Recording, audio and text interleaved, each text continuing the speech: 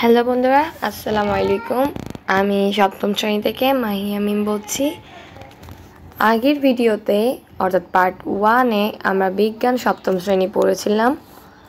আজকে আমরা পার্ট 2-তে এসে গিয়েছি এবং যে অর্ধেক অংশটা পড়েছি এর বাকি অংশটা পড়তে যাচ্ছে। যারা যারা পার্ট 1টা দেখতে পারোনি আমার আইডিতে ঢুকে দেখে এসো। আমি এক্সপ্লেইন করে বুঝিয়ে অর্থসহ বোঝাতে যাচ্ছি। তাহলে শুরু করছি। কাল আমি পড়েছিলাম 3টি রাজ্য সম্পর্কে, আর আজকে নতুন শব্দ। ওকে, পার্ট 3.4 ভাইরাস ও ব্যাকটেরিয়া। ভাইরাস ও ব্যাকটেরিয়া সম্পর্কে বলা হচ্ছে এখানে। ভাইরাস, রিকেটোস, ছত্রাক, ব্যাকটেরিয়া, শৈবাল, প্রোটোজোয়া ইত্যাদি বিভিন্ন ধরনের অণুজীব আমাদের পরিবেশে ছড়িয়ে ছিটিয়ে আছে। অর্থাৎ ভাইরাস, রিকেটোস, ছত্রাক, ব্যাকটেরিয়া, শৈবাল, প্রোটোজোয়া ইত্যাদি হলো অণুজীব। আমি আগে ভিডিওতে বলেছি অণুজীব মানে কি এবং তাদের আলাদা একটি জগৎ রয়েছে এবং তার মধ্যে রয়েছে ভাইরাস, রিকেটোস, ছত্রাক, ব্যাকটেরিয়া, শৈবাল, প্রোটোজোয়া। এগুলো হচ্ছে তার অংশ। এই ধরনের অণুজীব আমাদের পরিবেশ, অর্থাৎ আমাদের চারপাশ। পরিবেশ মানে তো আমরা জানি আমাদের যে ঘর বাড়ি আছে না, তার চারপাশে যত পরিবেশ আছে এলাকায়, এখানে এই ধরনের ভাইরাস ছড়িয়ে ছিটিয়ে আছে। এটা অধিকাংশ আমাদের উপকার করে। অর্থাৎ ধরো 50% ভাইরাস, 50% অণুজীব, 50% অণুজীব, 50% অণুজীব। সেখানের মধ্যে কিছু আমাদের উপকার করে আবার কিছু আমাদের অপকার করে, এটা এখানে বোঝানো হয়েছে। তবে কিছু কিছু অণুজীব আছে যারা আমাদের দেহে রোগ সৃষ্টি করে। আমি বলেছি না যে কিছু উপকার করে আবার কিছু অপকার করে। যেগুলো অপকার করে সেগুলো আমাদের শরীরে রোগ সৃষ্টি করে। আমাদের জ্বর, কাশি এই ধরনের রোগ বা ক্যান্সার এই ধরনের রোগ, খারাপ জ্বর, যেমন রোগ বলতে আমাদের পেটে ব্যথা হয় জীবাণুর কারণে, সেই ধরনের অণুজীবকে আমাদের ক্ষতি করে, সেই ধরনের অণুজীব আমাদের ক্ষতি করে। অর্থাৎ অধিকাংশ অণুজীব আমাদের ক্ষতি করে, অর্থাৎ রোগ সৃষ্টি করে। এবার আমরা কয়েকটি অণুজীব সম্পর্কে জানবো, অর্থাৎ আমরা কিছু অণুজীব সম্পর্কে জানতে চাচ্ছি। আমরা তো অণুজীব জগৎ সম্পর্কে জেনে গিয়েছি, 3টি রাজ্যেও জেনে গিয়েছি। এখন চলো ভিন্ন ভিন্ন, অর্থাৎ সেই 3টির মধ্যে যা যা আছে সেগুলো একটা একটা করে বুঝতে শুরু করে। চলো, প্রথমত যেটা সবচেয়ে পরিচিত যে ভাইরাস, এই অণুজীবটা চেনে না এমন কেউ নেই, একটা ছোট বাচ্চাও এটি চিনবে। ভাইরাস, ইলেকট্রন অণুবীক্ষণ যন্ত্র ছাড়া ভাইরাসকে দেখা যায় না। সবচেয়ে বড় যেটি পরিচয় ভাইরাসের হচ্ছে ইলেকট্রনিক যন্ত্র, অর্থাৎ একটি যন্ত্র যেটি ছাড়া এদের দেখাই যায় না, যেটি ছাড়া ভাইরাসকে দেখা যায় না। এর সরলতম গঠনের, সোজাতম গঠনের। ভাইরাসের দেহে কোষ প্রাচীর বলতে উপরের চামড়াটা যেটা আছে কোষ, এই চামড়াটা কোষ, এই কোষ প্রাচীর, প্লাজমালেমা, এটা তোমাদের মুখস্থ করতে হবে। কোষ প্রাচীর, প্লাজমালেমা সংগঠিত নিউক্লিয়াস, সাইটোপ্লাজম ইত্যাদি কিছুই নেই। এখানে বলা হচ্ছে ভাইরাসের দেহে কোষ প্রাচীর আমরা জানি কোথায় থাকে, গাছে কোষ প্রাচীর থাকে। এই কোষ প্রাচীর, প্লাজমালেমা সংগঠিত নিউক্লিয়াস, সাইটোপ্লাজম ইত্যাদি কিছুই নেই। এটা ধরো ভাইরাস, তার শরীরের মধ্যে কোষ প্রাচীর, প্লাজমালেমা সংগঠিত নিউক্লিয়াস, সাইটোপ্লাজম কিছুই নেই। এখানে এটাই বোঝানো হয়েছে। আমরা জেনেছি কি ভাইরাসের শরীরে কোষ প্রাচীর, প্লাজমালেমা সুগঠিত নিউক্লিয়াস, সাইটোপ্লাজম ইত্যাদি কিছুই নেই। পরের লাইনে, এরা শুধুমাত্র আমিষ আবরণ ও নিউক্লিক অ্যাসিড। এরা শুধুমাত্র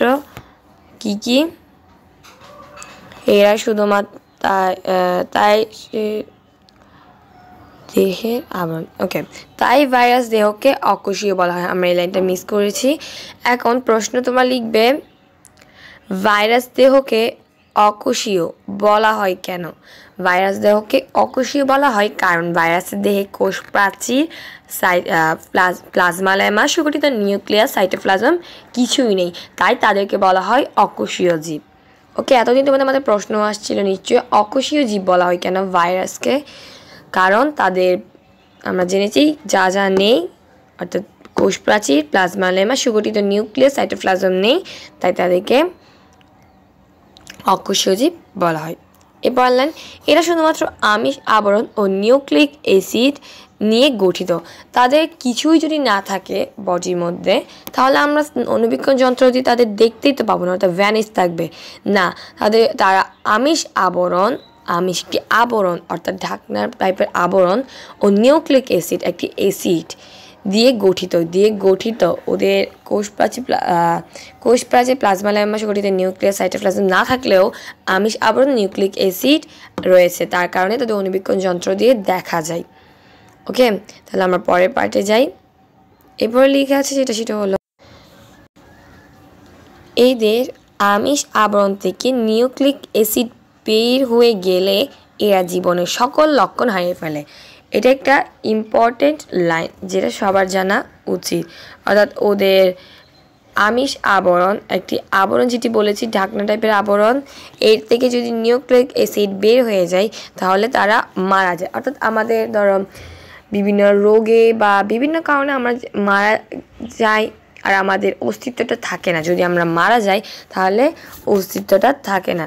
সেরকম তাদের আবরণ, অর্থাৎ আবরণ বলতে ধরো একটা ঢাকনা, তাদের শরীরের আবরণ, এই আবরণ থেকে যদি নিউক্লিক এই অ্যাসিডটা বেরিয়ে আসে তাহলে তারা যে বেঁচে আছে তার জীবনের লক্ষণ, অর্থাৎ তারা মারা যায়।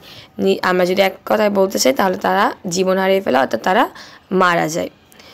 এটা আমাদের একটা মেইন টাস্ক, তোমরা চাইলে লিখে তারা কখন ভাইরাস মারা যায়? যখন তাদের আমিষ আবরণ থেকে নিউক্লিক অ্যাসিড বেরিয়ে যায় তখন তারা মারা যায় বা লক্ষণ হারিয়ে ফেলে। অর্থাৎ জীবিত জীবদেহে ছাড়া বা জীবদেহের বাইরে এরা জীবনে কোনো লক্ষণ দেখায় না। ওকে, এই কারণে ভাইরাস প্রকৃত পরজীবী। কী কারণে ভাইরাস প্রকৃত পরজীবী? ভাইরাসকে আমরা প্রকৃত পরজীবীও বলি। এরপরে আমরা উপরে কি পড়েছি? জীবীও বলি, আবার অকোষীয় জীবও বলি। কেন বলি সেগুলো কারণগুলো আমরা জেনে গিয়েছি। নাহলে এতক্ষণ তোমাদের প্রশ্ন আসছিল যে কেন ওদেরকে অকোষীয় বলা হয়, কেন ওদেরকে পরজীবী বলা হয়? পরজীবী বলা হয় কারণ তাদের শরীর আমিষ আবরণ থেকে যদি নিউক্লিক অ্যাসিড বেরিয়ে যায় তাহলে তারা মারা যায় বা তাদের জীবনের লক্ষণ হারিয়ে ফেলে। ওকে, তারপর নেক্সট পার্টে যাই। এটা ক্লিয়ার? এই বিষয়টি নিশ্চয়ই তোমাদের ক্লিয়ার হয়েছে। পরের পার্ট, ভাইরাসদের মধ্যে ব্যাকটেরিওফাজ ভাইরাস একটি পরিচিত ভাইরাস। ভাইরাসের মধ্যে একটি পরিচিত কি? Bacteriophage virus. চিত্র 1.1 এদের গঠন সম্পর্কে ধারণা দেওয়া হয়েছে। তোমাদের এতক্ষণ যে বলছি আমরা বইয়ে লেখা আছে সেটা দেখার নিশ্চয়ই ইচ্ছা হয়েছে। সো এখানের মধ্যে ছবি দেওয়া আছে 1.1, 2 করে। আগে আমরা পড়ে নিই কী লেখা আছে। ভাইরাস গোলাকার, দন্তাকার, ব্যাঙ্গাচির নেই ও পাউরুটি নেই হতে পারে। তাদের কি বলা হচ্ছে? এগুলো তাদের গঠন বা আকৃতির কথা বলা হয়েছে। তো আমরা এই লাইনটাকে ইম্পর্টেন্ট দিতে পারি কারণ এরকম আসতে পারে ভাইরাস কেমন দেখতে হতে পারে এটা উঠতে হবে। ভাইরাস গোলাকার, দন্তাকার, ব্যাঙ্গাচির নেই ও পাউরুটি নেই হতে পারে, পাউরুটি নেই আকৃতির হতে পারে। ভাইরাস মানবদেহে বসন্ত, হাম, সর্দি, ইনফ্লুয়েঞ্জা ইত্যাদি রোগ সৃষ্টি করে। এখন ভাইরাস যে ক্ষতিকর বা অপকার করে বলেছিলাম, আমি তোমাদের প্রথমে বলেছিলাম ভাইরাস উপকার করে অপকার করে। এই যে অপকার করে, কেমনে অপকার করে? বিভিন্ন রোগ সৃষ্টি করে, রাইট? বিভিন্ন রোগ সৃষ্টি করে। এখন রোগগুলো কি কি, তার মধ্যে কয়টি রোগের নাম এখানে দেওয়া আছে, যেগুলো আমরা মার্ক করে রাখবো। সেটা হচ্ছে বসন্ত হাম, এরপর কি কি? সর্দি, ইনফ্লুয়েঞ্জা ইত্যাদি রোগ সৃষ্টি করে। ওকে, এটা প্রশ্ন হতে পারে যে ব্যাকটেরিয়া কি কি রোগ সৃষ্টি করে? বসন্ত হাম, সর্দি, ইনফ্লুয়েঞ্জা ইত্যাদি রোগ সৃষ্টি করে। এসব রোগ সৃষ্টি করে, তাই বলা হয় ব্যাকটেরিয়ার একটি ভালো দিক আছে, আবার একটি খারাপ দিকও আছে, অর্থাৎ উপকারও করে আবার অপকারও করে। এটা বোঝানো হয়েছে এখানে। ওকে, এরপরের লাইনটা কি আছে দেখো, বসন্ত হাম, সর্দি ইত্যাদি বায়ুবাহিত রোগ। এখানে প্রশ্ন হবে কি কি বায়ুবাহিত রোগ। এখন মেইন টাস্ক যেটা হচ্ছে দেখো, তো তোমাদের প্রশ্নে আসলো, তুমি এগুলো সব শিখে ফেলেছো, একদম পারফেক্টলি সব রোগ শিখেছে এবং ভাইরাসের অপকারগুলো শিখে ফেলেছ। ওকে, তো এখন যখন প্রশ্ন আসবে ভাইরাস যে রোগ সৃষ্টি করে তার মধ্যে কোনগুলো বায়ুবাহিত রোগ আসতে পারে না? বায়ুবাহিত রোগ, এই যে আমি দেখাচ্ছি, বায়ুবাহিত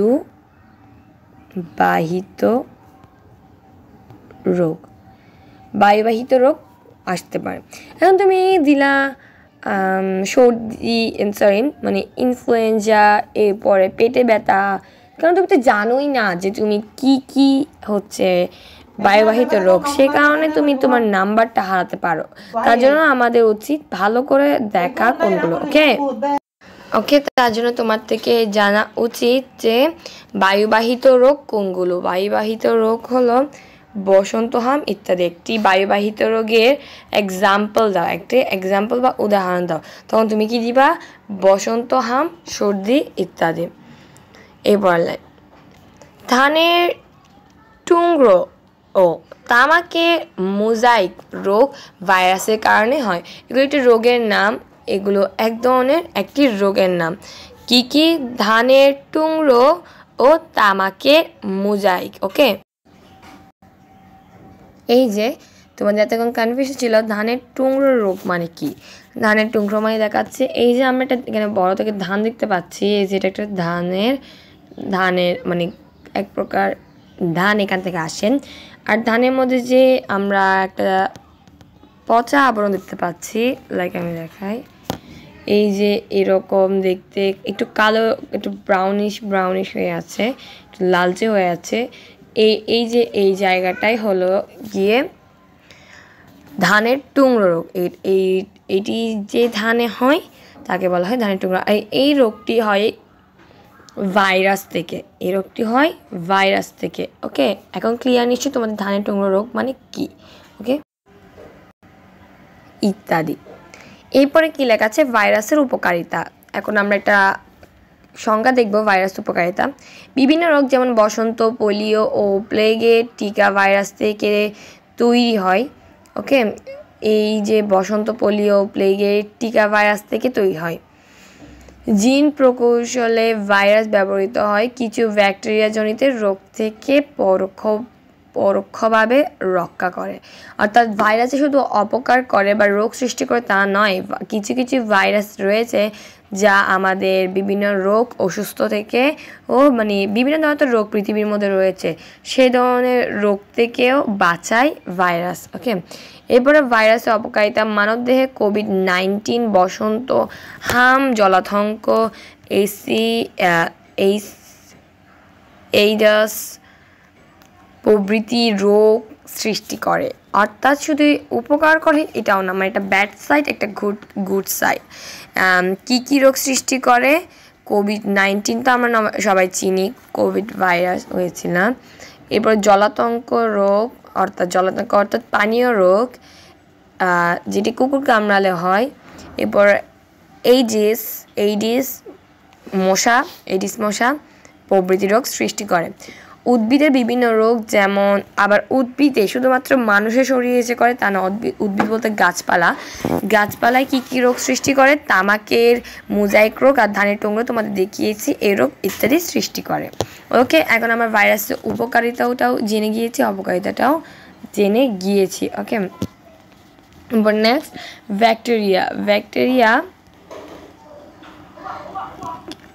ব্যাকটেরিয়া কিছু কথা আমরা পূর্বের শ্রেণীতে জেনেছি। হ্যাঁ, আমরা ক্লাস 6-এ জেনেছি ব্যাকটেরিয়া কিছু পড়া। যদি তোমরা অনেকে কারিকুলামের জন্য 6-এ পড়তে না পারো তাহলে একটু বেসিকটা একটু জেনে নিও বইটি নিয়ে। এবার একটু বিস্তারিত জানবো। আগে তো শুধুমাত্র বেসিকগুলো জেনেছি, এখন আমরা বিস্তারিত জানবো। ব্যাকটেরিয়া হলো আদি নিউক্লিয়াসযুক্ত অসবুজ এককোষী অণুবীক্ষণিক জীব। ব্যাকটেরিয়া কি এটা আমরা মার্ক করে রাখতে পারি, পরীক্ষায় আমাদের এটা আসতে পারে যে ব্যাকটেরিয়া হলো আদি নিউক্লিয়াসযুক্ত অসবুজ এককোষী অণুবীক্ষণ জীব। ওকে, বিজ্ঞানী অ্যান্টনি ফন লিওয়েনহুক সর্বপ্রথম ব্যাকটেরিয়া দেখতে পান। তো অনেক বেশি যেটা ইম্পর্টেন্ট সেটা হলো কে প্রথম ব্যাকটেরিয়া দেখতে পায়। ব্যাকটেরিয়া তো আর নিজেকে দেখা দেয়নি, নিশ্চয়ই কেউ না কেউ সেটা প্রথম দেখেছিল। এরপর সেটি জানা গিয়েছে যে ব্যাকটেরিয়ার মতন জিনিস পৃথিবীতে অস্তিত্ব রয়েছে। তো এটা ইম্পর্টেন্ট প্রশ্ন হলো কে প্রথম ব্যাকটেরিয়া দেখতে পান। তো তোমরা এটা লিখে ফেলো, কে প্রথম ব্যাকটেরিয়া দেখতে পান। বিজ্ঞানী অ্যান্টনি ফন লিওয়েনহুক সর্বপ্রথম দেখতে পান। ব্যাকটেরিয়া কোষ গোলাকার, দণ্ডাকার, কমা আকার, প্যাঁচানো ইত্যাদি নাম ধরনের হতে পারে।